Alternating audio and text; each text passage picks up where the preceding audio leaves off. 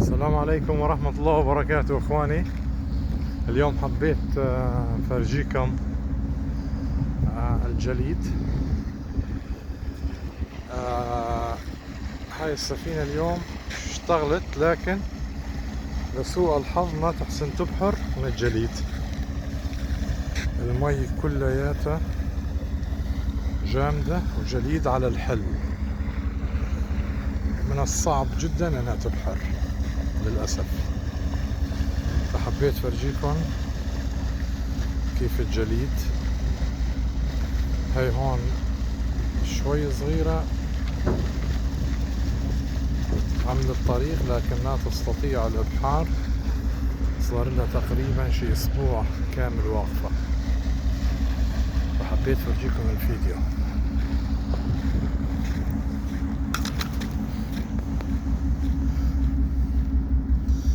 لسوء الحظ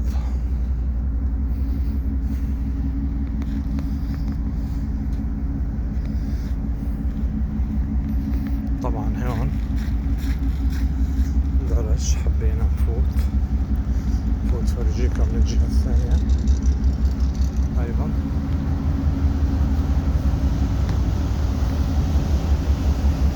هون الجليد تكسر، لكن ما قادرة تبحر نهائيا للأسف. فقط اشتغلت للأحماء، لكن لا تستطيع الإبحار نهائيا للأسف.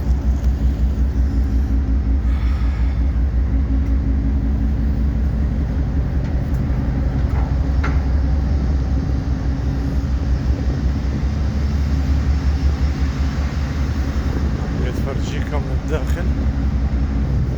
طبعا السفينة هي سفينة شحن وليست سفينة ركاب، لكن ما بدهم يخاطرون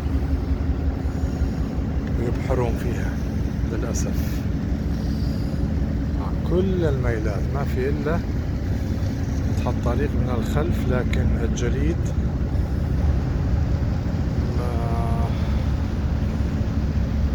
تقريبا محاصرها من كل الميلات للأسف.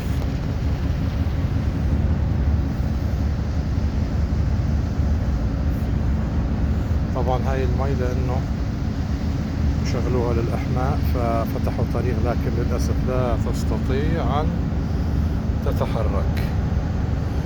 جليد صبة واحدة للأسف. حبينا نفرجيكم داخلها كمان، نفرجيكم من الداخل، بس لا نفرجيكم أجنابها. الجليد حاصرها من كل الميلات للأسف، ولا تستطيع الإبحار نهائيا. هاي نجي على الداخل. جميلة جدا، سفينة مبنية قديمة الصنع، لكن جميلة من أجمل ما يكون. أرجيكم هي تقريبا 3 طوابق. هاي الطابق الثاني، طبعا كلها غرف نوم. ما بدنا نفوت فرجيكم غرف النوم لأنه صعب شوي.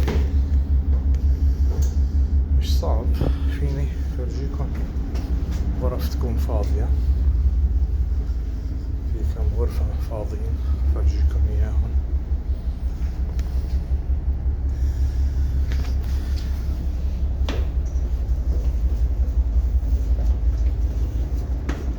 للأسف كان لازم من شهر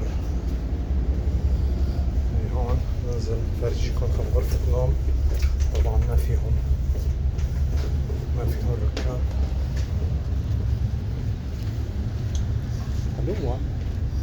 هلو بيجر filmeligt. Bara, just det. Kan du, Vegard? Vill du komma på filmen litt? Ja, ja. Hallo, Vegard. Hei. Går det greit med skipet nå? Ja, Det går bra? Fint? Yes. طبعا هذا الميكانيكي هو اللي عم يظبط الوضع. هون غرف النوم.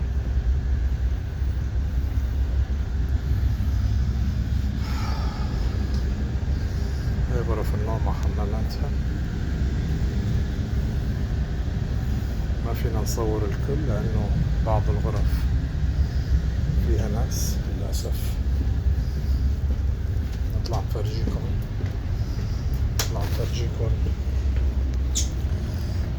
الصالون. هذا المطبخ.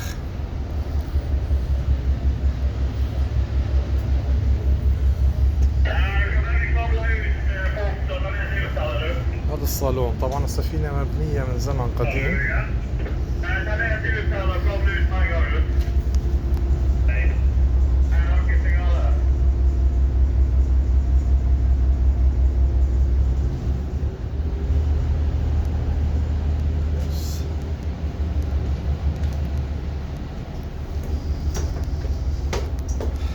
بيحكوا مع بعضهم بالراديو. يمكن في عندهم مشكلة.